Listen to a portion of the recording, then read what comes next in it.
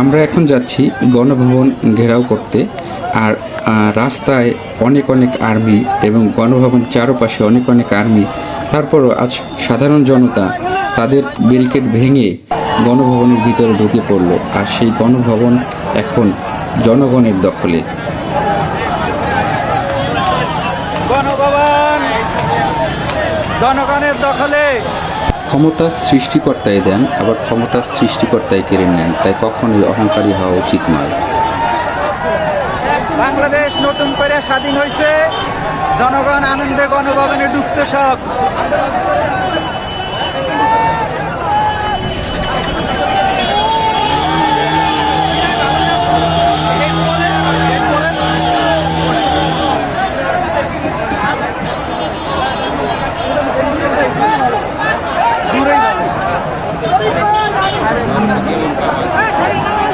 নতুন দিগন্ত, নতুন সূর্য, পূর্ব দিগন্তে সূর্য উঠেছে আর সবার হাতেই রক্ত লাল, রক্ত লাল।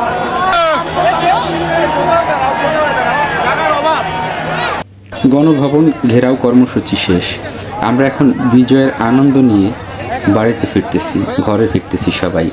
ছাত্র জনতা সবাই মিলে যে অর্জন করেছে সে অর্জনটি এখন আমাদের রক্ষা করা অনেক দরকার। আর সেই জন্য সবাই যার যার জায়গা থেকে খারাপ সব কিছু পরিহার করুন, ভালোভাবে সামনে এগিয়ে নিতে এই ছাত্রদের সাথে, এই জনতার সাথে আপনিও সামিল হন। আপনার এখন একটা খারাপ কাজ আপনার আগামী প্রজন্মকে আপনাকে তাদের কাছে খারাপভাবে প্রেজেন্ট করবে।